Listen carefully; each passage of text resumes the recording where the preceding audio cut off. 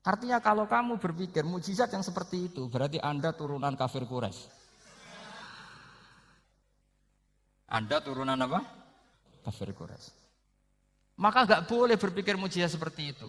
Nyatanya Allah cukup menjawab dengan ayat wa ma min dabatin fil ardi wala ta'iri yatiru bi janahihi illa umamun amsalukum. Dijawab lagi inna fi khalqis samawati wal ardi wa ikhtilafil laili wan nahar wal fulkil lati tajri fil bahr sateruse la ayatil liqaumi yakin. Semudah itu kita iman kedahsyatan kudratnya Allah. Cukup melihat kerbau. Kok bisa ya jaga populasinya? Padahal enggak pernah dia seminar cara jaga populasi. Nyatanya tetap terjaga. Tanpa lamaran ya bisa jaga keturunannya. Tanpa sesar ya anaknya lancar. Tanpa sesar kan? Artinya mereka bisa. Karena di sini ada kudratullah. Ada apa? Ada kudratullah. Nah, kalau iman seperti itu, Anda baru betul. Yaitu yang disebut Allah, ya tanazzalul amru bainahunna lita'lamu annallaha ala kulli syai'in qadir wa annallaha qad ahata bi kulli syai'in ilma. Semua urusan di alam raya ini hanya Allah ingin mempertontonkan bahwa saya kuasa. Jadi tidak perlu nunggu yang aneh-aneh. Sehingga andaikan saya ketemu Nabi Musa dan ketemu Rasulullah Muhammad SAW, pasti saya milih Nabi Muhammad sebagai ketua. Karena Nabi Muhammad yang bikin sarana iman dengan sarana yang seluas-luasnya, dan sarana ini tidak habis dan ada di mana saja, yaitu sarana ikrar bahwa Allah kudroh dan kudrohnya tanpa batas. Nabi bikin sarana apa saja, melihat langit, bumi, lautan, nyamuk, hewan, semuanya sarana untuk ikrar kudrohnya Allah Subhanahu wa ta'ala. Sementara Nabi Musa mempertontonkan hanya nunggu mukjizat sing khariqun lil adat. Makanya wajar kalau Nabi bergelar Afdholul Anbiya, Sayyidul Awwalin wal Akhirin. Karena memang lebih efektif cara menggiring supaya orang iman. Sekarang sudah tahu kenapa Nabi jadi Sayyidul Awwalin wal Akhirin? Sudah. Mungkin kemarin-kemarin tahu, tapi gak tahu logikanya. Pokok iman. Selewat ke musola ngaji iman. Itu iman yang kurang betul itu, karena tanpa nadzor. Itu namanya taklid yang statusnya mukhtalaf alaih, masih disidangkan di MK, paham ya? Iman. Jadi iman taklid itu iman yang masih disidangkan oleh para ulama. Ada hakim yang bilang sah, ada hakim bilang tidak sah. Tanya anak-anak Qudsiyah. Imanul muqallid itu mukhtalaf alaih apa mujma' alaih? Mukhtalaf alaih. Kalau imanu ahli nadzar mujma' alin. Insya Allah barokahnya ngaji ini semuanya min ahlin nazar, apa? Min ahlin. Jangan amin sudah jadi, ini sudah jadi. Kalau amin kan masih berdoa, bisa makbul, bisa enggak. Enggak boleh iman kok. Ayo iman kepada Allah dan Rasul, amin, enggak boleh. Sesuatu yang pasti enggak boleh diamini, itu kan jadi kacau nanti. Harus bilang no, sami'na wa ta'na. Nanti lama-lama kamu disuruh Allah, ayo sholat, amin. Tidak boleh, jadi amin itu ada itu. Ada aturannya. Tapi bukan berarti saya nyalahkan jenengan, enggak. Ya memang salah gitu. Jadi ya usah saya memang statusnya salah. Ya saya ulang lagi ya. Berarti Rasulullah adalah Rasul yang sukses membuat sarana orang kembali ke Allah, mengakui kudrohnya Allah. Dengan sarana apa saja, melihat rumput, melihat hewan, dan hewan itu ya apa saja. Gabah itu apa saja. Hewan yang melata di bumi apa saja. Semua bukti kudrohnya Allah. Bahkan Rasulullah sukses membiarkan umatnya enggak ditunggui beliau tetap iman. Mergo ditunggui konsep sing super, ngene kok Al-Qur'anul Karim. Jelas ya? Tapi caranya memahami ya seperti yang saya terangkan ini. Ya saya baca lagi ya, yang jadi annal mu'jizati pakai jamam anas salim, annal mu'jizati al-madiyata, mukjizat-mukjizat yang sudah kelewat itu kanat khisiatan, bersifat fisik. Tusyahadu bil absor, hanya bisa dilihat dengan mata kepala. Karena qoti soleh wa asa Musa. Wa mu'jizatul Qur'ani tusyahadu bil basirah. Sementara mukjizatnya Quran disaksikan dengan mata hati dan setiap orang punya mata hati. Fayakunu man yattabi'uhu li ajliha aksar. Di annalladzi yusyahadu bi ainir ra'si yang qaridu bin qiradi musyahidihi. Walladzi yusyahadu bi ainil aqli bakin yusyahiduhu kullu man jaa ba'dal awal mustamirron. Sesuatu yang dilihat dengan mata kepala, setelah para saksi ini meninggal, maka setelahnya mencari-cari, bisa percaya, bisa enggak. Tapi mukjizat yang disaksikan mata hati, siapapun percaya dan sampai ila yaumil kiamah. Dan tentu Quran lebih unggul dalam hal ini. Dan insya Allah kita semua adalah ahli Quran. Yaitu harus punya kesimpulan falamma tabayyana lahu qala a'lamu annallaha ala kulli syai'in qadir. Sebagian ayat wa lita'lamu annallaha ala kulli syai'in qadir wa annallaha qad ahata bi kulli syai'in ilma. Itu kenapa mukjizat Al-Qur'an dasar. Itu yang gampang-gampang ya, melihat nyamuk, unta, kerbau itu yang gampang. Anda tak naikkan kelas sedikit menjadi agak ilmiah. Misalnya begini, kamu ahli falak. Misalnya kamu ahli falak. Misalnya kayak Batu Rehan. Itu pasti tahu. Kalau matahari dan rembulan dibikin Allah itu asyamsu wal qamaru bihusban. Bahwa matahari dan rembulan dibikin ini untuk hisab. Walladzi ja'ala syamsa diya wal qamara nura wa qaddarahu manazila li ta'lamu 'adadas sinina wal hisab. Sehingga ketika ternyata betul Samsiyah bisa dihitung menjadi tahun Samsiyah yang oleh bahasa milenial disebut Masihiyah. Sayyidina Umar agak tersinggung. Sebetulnya yang namanya hisab itu tidak ada hubungannya dengan Masehi dan Hijriyah, itu tidak ada. Semua berdasar matahari atau apa? Rembulan. Lah sialnya yang Samsiyah ini oleh bahasa internasional disebut apa? Masihiyah. Makanya Sayyidina Umar marah. Terus bilang, ya sudah, kalau gitu Qamariyah bikin apa? Hijriyah. Jadi itu sebenarnya nama politik. Sebetulnya kalau objektif yang jadi ukuran ya Samsiyah sama Qamariyah. Berhubung ini sudah diambil tetangga, partai sebelah, akhirnya ya kira-kira gitu. Jadi kira-kira seperti itu. Akhirnya kita namanya apa? Hijriyah. Apa Samsiyah sama apa? Hijriyah. Sebetulnya yang asli ya Samsiyah, Qamariyah. Tapi nggak apa-apa lah. Dunia itu mesti ada politiknya. Nah yang repot orang-orang fanatik hukum pakai bahasa nasional itu repot. Jadi misalnya kematian Yesus Kristus itu mesti Batu Rehan kan nggak percaya. Akhirnya ditambahi kematian Sibeh. Karena kalau bilang iya kan percaya. Makanya ditambahi apa? Sibeh. Karena menurut orang Islam berkeyakinan Nabi Isa itu nggak terbunuh, maka ditambah apa? Sibeh. Saya dulu pernah usul, karena beliau itu kalau manggil bahasa itu bude, jadi saya pernah sowan usul. Mbak ditulis gini saja, Mbak. Kematian Yesus dalam kurung katanya. Tapi mungkin terlalu vulgar ya, jadi akhirnya dibikin apa? Sibeh. Di kalender Kudus kan apa? Sibeh ya ditambahi. Ya nggak apa-apa lah, yang penting keyakinannya masih benar gitu. Jadi masih benar. Kalau usulan saya terlalu ekstrim, masa dikasih apa? Ya karena memang begitu kan, kita berkeyakinan Nabi Isa itu gak terbunuh. Wa ma qataluhu wa ma sholabuhu walakin syubbihalahu. Jadi ini saya teruskan, ini paling masih berapa jam ini. Kalau kelamaan sampai dolim itu ganggu kiai lama-lama. Gitu.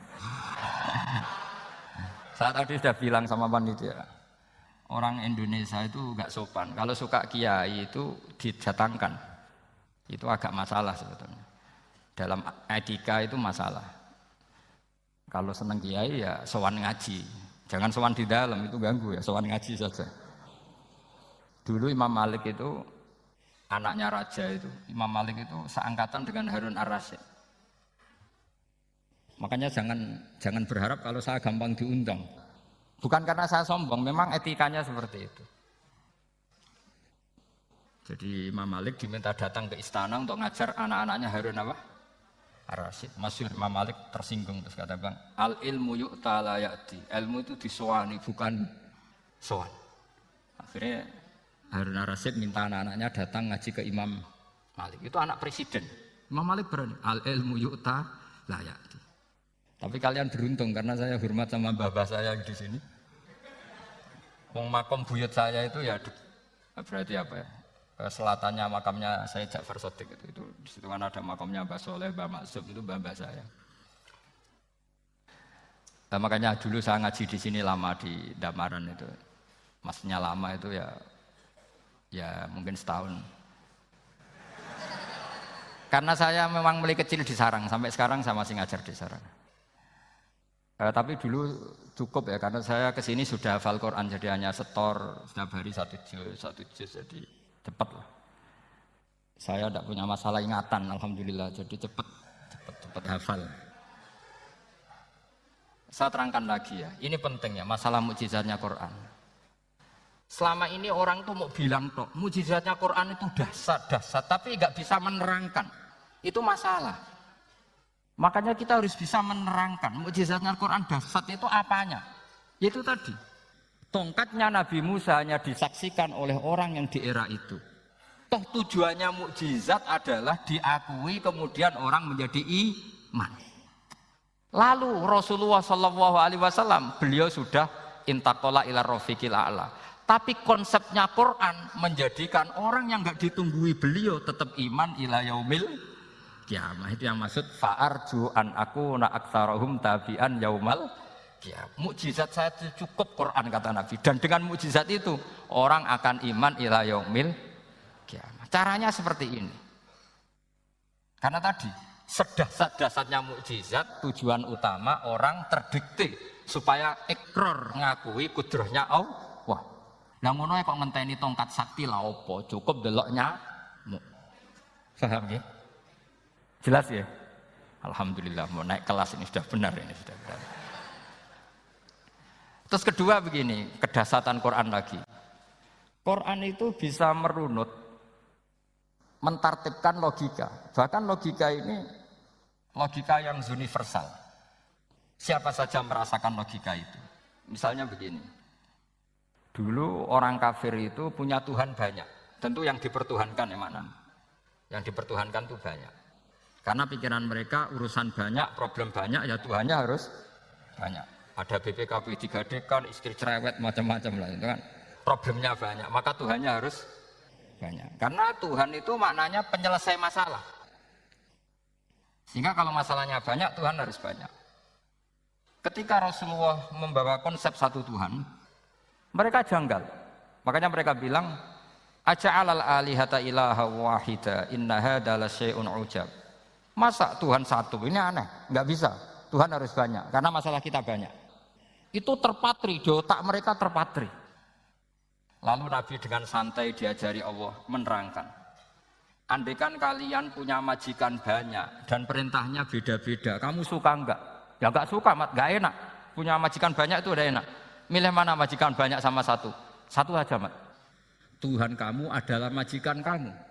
Kalau banyak kamu bingung. Ya Mat, satu aja. Itu segampang itu. Jadi menggiring, Tuhan itu kan bos kita, tuan kita. Kalau banyak, berarti yang memerintah kita banyak. Dan bisa konflik bos-bos kita ini karena berebut anak buah tadi. Akhirnya mereka, kalau kamu punya majikan banyak dan perintahnya beda-beda, semuanya minta dilayani. Kamu pusing enggak? Ya pusing, Mat. Minta mana? Majikan banyak sama satu? Satu saja, Muhammad. Ya Tuhan kamu adalah atasan kamu, maka harus satu. Mereka paham. Oke, Mat, Tuhan satu. Itu yang dimaksud darabawu matalar rajulan fihi syuraka mutasyakisuna wa rajulan salamal lirajul hal yastawiyani masalah. Langsung alhamdulillah. Karena mereka yang paling bodoh pun paham dengan logika itu paham. Kalau Tuhan banyak, perintahnya banyak, kita repot. Maka Allah bikin satu masalan, yaitu rajulan fihi syuraka mutasyakisuna wa rajulan salamal dirajul. Satu lelaki, satu bos, satu perintah. Kayak apa mudahnya Allah. Kemudian mereka tetap menuhankan Lata, Hubal dan Uzza. Karena mereka dipertuhankan. Sebenarnya nggak pernah Tuhan tapi dipertuhankan. Allah memberi contoh itu sederhana sekali. Wa daraballahu mathalar rajulaini ahaduhuma abkam la yaqdiru ala syai'in wa huwa kallun ala maulah aina ma yuwajjihu la ya'ti bi khair hal yastawi huwa may ya'muru bil adl. Kata Rasulullah, Lata itu menurut kamu apa? Ya Tuhan kami. Muhammad, Hubal ya Tuhan kami. Uzzal ya Tuhan kami. Lalu kalau mereka kotor ya saya mandikan. Kalau hidungnya coplok ya saya tata. Terus kata Rasulullah begini, kamu mau enggak punya budak atau pembantu yang buta, tuli, bisu? Kamu mau enggak punya pembantu? Pembantu loh ya, pembantu itu budak zaman dulu. Kamu mau enggak punya pembantu yang buta, yang tuli, yang bisu? Wah gak doyan mat, gak apa pembantu ngono iki. Lah pembantu saja kamu enggak mau yang gitu kok malah punya bos begitu. Orang yang tuli, yang bisu, yang kopok, jadi pembantu saja enggak layak kok malah jadi pangeran. Paham ya? Arca dan berhala itu kan enggak bisa apa-apa. Kamu mau gaji ngasih THR pembantu yang kopok, bisu, picek, mau? Wong jadi pembantu saja enggak sah kok mau jadi apa? Tuhan atau jadi majikan. Jadi Allah bikin contoh gampang sekali. Wa daraballahu mathalar rajulaini ahaduma abkam la yaqdiru ala syai'in. Enggak bisa apa saja. Wa wa kallun ala maulah, anane ngrepoti tok. Inama yuwajjihu la yati bi khair. Mudah sekali. Akhirnya mereka berbondong-bondong iman karena logikanya ditata oleh logika Al-Qur'an. Makanya agama ini sebenarnya enggak pernah datang dengan kekerasan, itu enggak pernah. Bil hujjah, dengan argumentasi. Itu disebut qul falillahil hujjatul baligh. Nah, sekarang orang rapati soal argumentasi, senengane neror. Nah, itu rapati ngaji. Sebenarnya agama ini mudah. Ad-dinu yusrun, agama ini mudah, logikanya gampang. Untuk tidak menuhankan Yesus atau Isa, Quran juga datang dengan penjelasan yang enggak jelimet, yang gampang saja. Kata Allah, mal masihu ibnu maryam illa rasul qad khalas min qablihir rusul wa ummuhu siddiqah kana yaqulanit. Kok arane pangeran piye? Nek ramangan ya lesu. Kamu kebayang enggak misalnya punya Tuhan terus mbok gratisin pas marung. Terus kamu bangga, alhamdulillah tadi Mbah habis nggratisin Tuhan. Tadi kelihatannya kelaparan, tak gratisi, senangnya bukan main. Kamu mau punya Tuhan yang seperti itu? Mau? Enggak mau kan? Allah menjelaskan, karena ya kulanit. Kuduyan sego, artinya nak orang mangan yo lemes. Pas kamu minta, ternyata Tuhannya baru lemes. Jadi Quran itu tidak sinis enggak, tapi menggiring logika bahwa ini enggak mungkin Tuhan. Wong kana ya kulanit. Gampang kan? Itu gampang. Gampang sekali, logika Quran itu gampang sekali. Dan masalahnya kita sekarang tidak mengkaji Quran yang sisi ini. Ya termasuk kritik kita ya, tapi ya sudahlah, ini dunia ya macam-macam. Ono sing ngaramno lomba, ono sing mendukung lomba, macam-macam. Saya tidak dalam posisi mendukung dan menolak. Saya 0-0, jadi tidak ke kanan tidak ke kiri dalam konteks tadi. Karena ya sudahlah, itu sudah takdir, semuanya takdir. Ada yang setuju lomba, ada yang mengharamkan apa? Lomba. Tapi sebetulnya kalau kita berpikir Quran diturunkan ya untuk yang saya terangkan ini, menjaga logika agama al-hujjah al-balighah ila yaumil kiamah. Karena kita tidak perlu tongkat lagi Nabi Musa, enggak perlu ontanya Nabi Soleh. Cukup dikawal aturan-aturan iman yang cukup mudah dan kita temukan di mana saja ayat-ayat itu. Yaitu wa ma min dabatin fil ardi wala ta'iri yatiru bi janahihi illa umamun amsalukum atau inna fi khalqis samawati wal ardi dan seterusnya. Dan cara berpikir gimana Gus? Gampang tadi. Kalau tongkat Nabi Musa membelah laut adalah hal yang kita tidak mampu. Memangnya kita mampu bikin langit bumi? Tidak mampu kan? Berarti ini sudah cukup menjadi ayat kekuasaannya Allah. Jelas kan? Maka mukjizat Quran ini mengawal umatnya Rasulullah sallallahu alaihi wasallam ila yaumil kiamat dengan logika seperti itu. Seorang lagi dengan logika seperti itu. Maka ulama enggak boleh berhenti seperti saya ngomong terus seperti ini. Makanya ngendikane Allah, lam yakunil ladzina kafaru min ahlil kitabi wal musyrikina munfakina hatta ta'tiyahumul bayyinah. Bayyinah itu apa? Rasulun minallah yatslu suhufam mutahharah. Orang kafir semuanya kata Allah, baik berkategori kafir musyrik maupun kafir ahli kitab, itu tidak akan tercerabut dari akar kesalahan mereka, dari cara berpikir mereka, hatta ta'tiyahumul bayyinah, sehingga datang satu kejelasan yang jelas welo-welo. Itu apa? Rasulun minallah yatslu suhufam mutahhar, yaitu rasulnya Allah yang membaca sahifah-sahifah suci, maknanya Al-Qur'an. Untuk menafikan ketuhanan berhala, ketuhanan Yesus kita cukup dengan konsep Quran. Kayak tadi kana yakulanit, termasuk untuk menafikan Tuhan balita, paham ya? Tuhan apa? Fir'aun. Ini contoh terakhir, sampean siap-siap saja selesai. Karena saya memang mau selesai ini, bukan guyon, memang mau selesai. Karena menurut saya mukjizatnya Quran itu jelas. Jadi diterangkan seperempat jam ya jelas, 10 menit ya jelas. Kalau kamu butuh lama, berarti kamu menyaksikan kejelasan Al-Quran. Dan itu kriminal besar. Itu. Kalau nggak boleh dibahasakan murtad besar ya kriminal apa besar. Nggak ini nggak guyon, betul itu. Saya tadi mau nyontohkan apa tadi? Tuhan balita ya. Fir'aun itu berdebat sama Nabi Musa. Singkat debat begini. Kalau nggak salah di juz 19, kalau nggak salah di surat Syu'ara. Dicari sendirilah. Pertama ditanya gini, Musa kamu kesini ada apa? Ya bawa konsep Tuhan. Yang jelas itu tidak kamu. Ya. Lalu Tuhan kamu siapa? Rabbus samawati wal ardi, yang menuhani langit dan bumi. Si Fir'aun masih berkelit. Begini, soal yang di bumi, saya jalan-jalan kemana-mana setahu saya yang jadi Tuhan saya. Ma'alim tulakum min ilahin apa? Ghairi, di mana-mana yang dituhankan saya. Soal kemungkinan di langit begini, tunggu saya. Terus di Haman dipanggil. Ya Haman ibn li sarhal ali abluhul asbab as-samawati fa'attali'a ila ilahi Musa. Haman, bikinkan saya piramida yang tinggi. Saya mau lihat Tuhannya Musa, apa betul ada? Padahal andikan terjadi piramida kan Tuhan pun nggak bisa dilihat. Wong sampean yang wali saja tidak bisa melihat. Wali tadi yang sing disakeni Allah tadi itu aja nggak bisa melihat. Apalagi Fir'aun.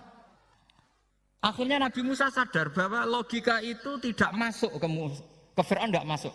Padahal ada pengawalnya banyak. Dan karena semua Nabi Fatona itu ibarat mobil ganti gigi. Ganti gigi, ganti argumentasi. Gini saja, yang menuhani leluhur kamu, mbah-mbah kamu. Wah, itu sontak kaget Fir'aun. Pengawalnya ya kaget. Oh iya, kalau Fir'aun ini Tuhan, mbah-mbahnya tanpa Tuhan. Kan Tuhannya datang terlambat. Berarti mbah-mbahnya dulu itu tanpa Tuhan, karena ini ada Tuhan balita itu ada itu. Akhirnya hampir separuh, mungkin hampir semua pengawalnya Fir'aun itu iman semua. Meskipun yaktumu imanahu, ini yang diceritakan Quran, wa qala rajulun mu'minun min ali fir'auna yaktumu iman. Karena runtuh, semua logika Fir'aun sebagai Tuhan itu runtuh. Hanya dengan logika, kalau kamu Tuhan, lalu mbah-mbah kamu Tuhannya siapa? Fir'aun mangkel. Wah bahaya logika Musa, tangkap Musa, ini gak debat lagi. Kayak apa mudahnya logika Quran untuk menafikan ketidaktuhanan Fir'aun. Yaitu mengatakan Rabbukum wa Rabbu abaikumul awwali. Karena dikatakan Tuhan langit, Fir'aun masih berkelit. Nanti dulu saya mau bikin piramida, mau saya lihat ada enggak Tuhan kamu. Nabi Musa langsung ganti gigi yang nuhani mbah-mbah kamu. Orang kan berpikir, ini kalau Tuhan betul. Lalu orang-orang dulu Tuhannya siapa? Kan Tuhannya datang terlambat. Nah itu lagi-lagi. Dan kita baca Quran itu ila yaumil kiamah. Makanya tidak ada umatnya Rasulullah SAW. Kemudian imannya itu ada syak. Enggak ada sama sekali. Karena dzalikal kitabu la raiba fihi mir rabbil Nggih, mun cekap nggih. Mumpun gampang nih. Masalah sama kalau masalah.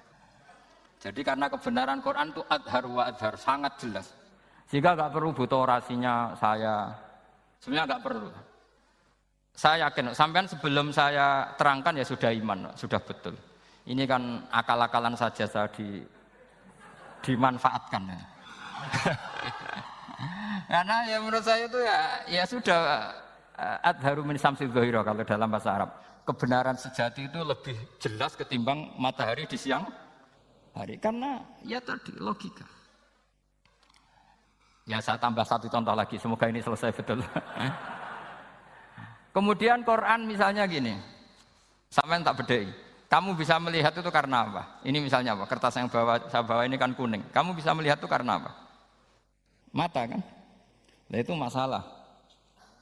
Karena melihat kamu dengan mata, sekali ini tak tutupi, kamu tidak tahu. Atau kamu jauh menjadi tidak tahu. Karena mata bisa terhalangi oleh jauh atau tertutupi. Beda dengan Allah.